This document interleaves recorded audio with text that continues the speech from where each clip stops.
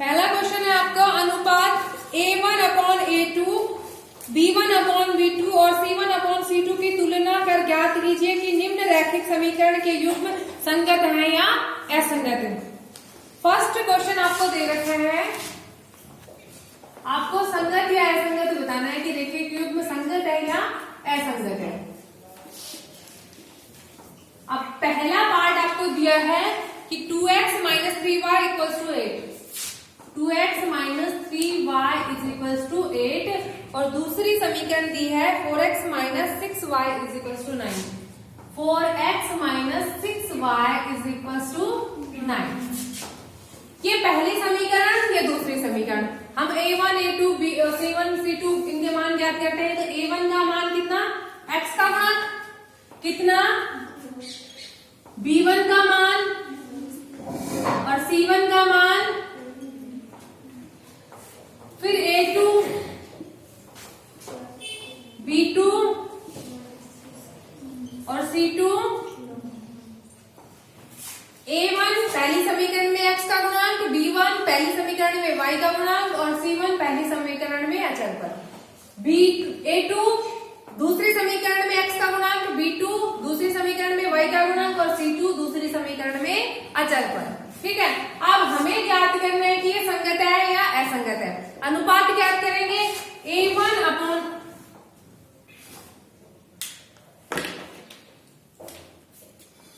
x के गुणांकों का अनुपात, x के गुणांकों का अनुपात मतलब A1/A2।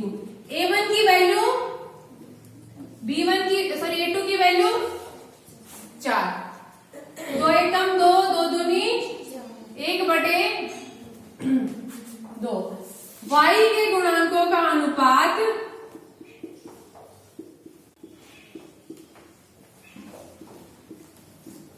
ये कितना हो जाएगा, B1/B2।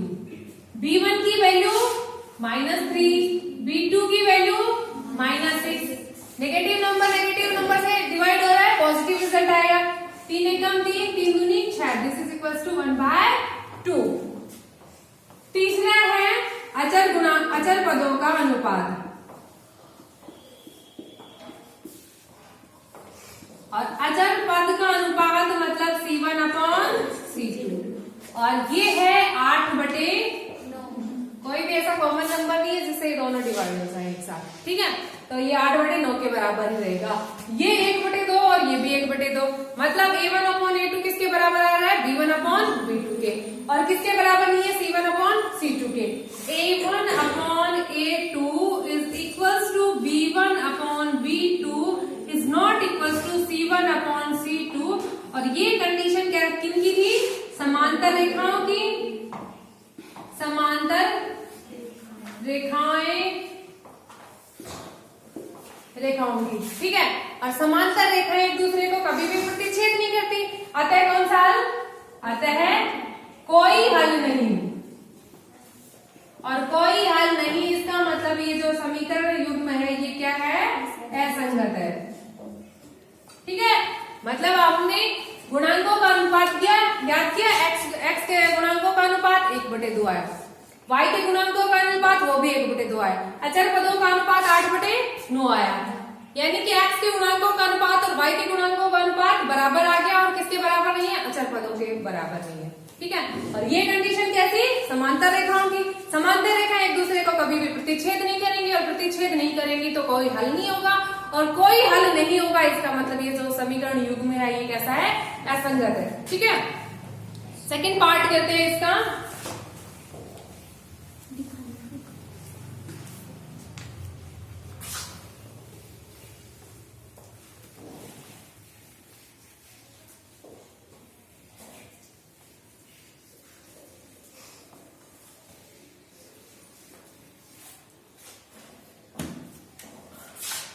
सेकंड पार्ट है क्वेश्चन फर्स्ट का, और इसमें आपको समीकरण दी है 3x - y = 2, 3x - y = 2, और दूसरी समीकरण आपको दी है 6x - 2y = 4, 6x - 2y = 4। पहली समीकरण से A1 का मान 3 और C1 A2 B2 और C2 4। ठीक है, अगर हम इन समीकरणों को A1x plus B1y plus C1 equal to 0 और A2x plus B2y plus C2 equal to 0 इस फॉर्मेट में भी लेके आएंगे ना, यानी कि ये चर पदों को उधर दूसरी साइड लेके जाएंगे तो बस ये नेगेटिव हो जाएंगे, ये वाला भी नेगेटिव हो जाएगा, बाकी उस पर कोई फर्क नहीं पड़ेगा, अनुपात पे कोई फर्क नहीं पड़ेगा। ठीक है, तो हम इसी वे में इनका हल निकाल रहे हैं। x के गुणांकों का अनुपात, गुणांकों का अनुपात, और ये x के गुणांकों का अनुपात मतलब A1 अपॉन A2, और इसका मान कितना 3/6। A1 का मान 3 और A2 का मान 6, 3 एकम 3, 3 दूनी 6, ये किसके बराबर है 1/2 के बराबर। फिर हम याद करते हैं y के गुणांकों का अनुपात, y के गुणांकों का अनुपात, और ये किसके बराबर B1 अपॉन B2 के। B1 का मान -1 और B2 का मान -2, माइनस से माइनस कैंसिल, ये किसके बराबर आ गया 1/2 के बराबर। फिर अचर पदों का अनुपात, अचर पदों का अनुपात क्या हो जाएगा 2/4, C1 अपॉन C2, और C1 का मान 2 और C2 का मान 4, 2 एकम 2, 2 दूनी 4, ये भी किसके बराबर 1/2 के बराबर। यानी x के गुणांकों का अनुपात, y के गुणांकों का अनुपात और अचर पदों का अनुपात सारे क्या आ रहे हैं बराबर आ रहे हैं। A1 upon A2 is equal to B1 upon B2 is equal to C1 upon C2, और ये कंडीशन कैसी संपाती रेखाएं, संपाती रेखाएं, और अगर रेखाएं संपाती होंगी तो उस कंडीशन में कितने हल, अनंत हल, अनंत हल है, और अनंत हल है तो ये जो समीकरण युग्म है ये कैसा है संगत समीकरण युग्म। ठीक है, ऐसे ही आपको करना है, x के गुणांकों का अनुपात, y के गुणांकों का अनुपात और अचर पदों का अनुपात हम ज्ञात करेंगे। अगर ये अनुपात इस कंडीशन में सेकंड पार्ट में क्या है, ये अनुपात तीनों अनुपात क्या है बराबर आ रहे हैं। पहला अनुपात भी 1:2 आया, 1/2 आया, दूसरा 1/2 आया और तीसरा भी 1/2 आया। इसका मतलब ये है कि ये अनुपात अगर बराबर हो गए तो संपाती समीकरण है, और संपाती रेखाएं एक दूसरे को ओवरलैप करती है, यानी कि अनंत बिंदुओं पर मिलती है, और अनंत बिंदुओं पर मिलेंगे तो अनंत ही हल होंगे, और अनंत हल होंगे तो ऐसे कंडीशन को हम क्या कहते हैं संगत समीकरण युग्म। ठीक है, बाकी के थर्ड और फोर्थ पार्ट में भी आपको ऐसे ही करना है। एक बार फोर्थ पार्ट और देखते हैं। Part fourth, 4/3x plus 2y is equal to 8 और 2x प्लस 3y बराबर 12, ये दो समीकरण दी हुई है। पहले समीकरण को हम अगर 3 से मल्टीप्लाई कर दे तो ये जो हर में 3 आ रहा है ये हट जाएगा। ठीक है, दोनों तरफ किससे मल्टीप्लाई करेंगे, दोनों तरफ 3 से गुणा करने पर। ठीक है, 3 से गुणा कर देंगे, पहली साइड 4/3x प्लस 2y बराबर, इधर भी 3 से गुणा कर दिया, 3 गुना 8,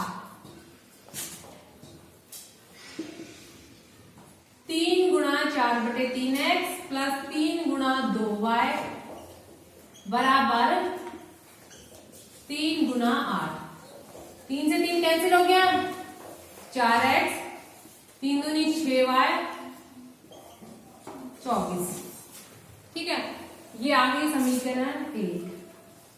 दूसरी समीकरण 2x प्लस 3y बराबर 12, ये दूसरी समीकरण। A1 की वैल्यू कितनी,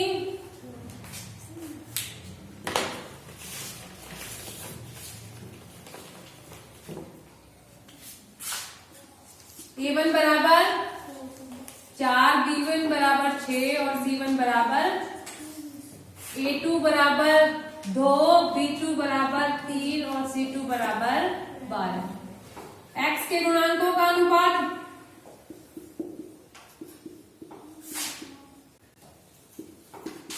A1 अपॉन A2, A1 की वैल्यू B1 की वैल्यू 2, 4 में 2 का मान दिया 2। y के गुणांकों का अनुपात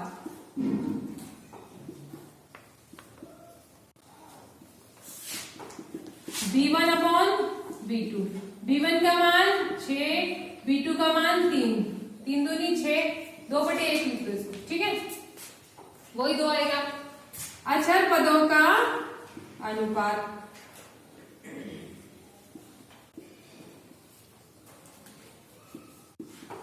C1 अपॉन 24/12, 12 दूनी 24, ये भी 2/1 आ गया। यानी A1 upon A2, B1 upon B2 और C1 अपॉन C2 सारे क्या आ गए, बराबर आ गए। हमारे पास आया A1 upon A2 is equal to B1 upon B2 is equal to C1 upon C2। और ये कंडीशन किसकी, संपाती रेखाओं की। और संपाती रेखाओं का मतलब कितने हल, अनंत हल। और अनंत हल है तो समीकरण युग्म क्या हो गया, संगत समीकरण युग्म, ठीक है।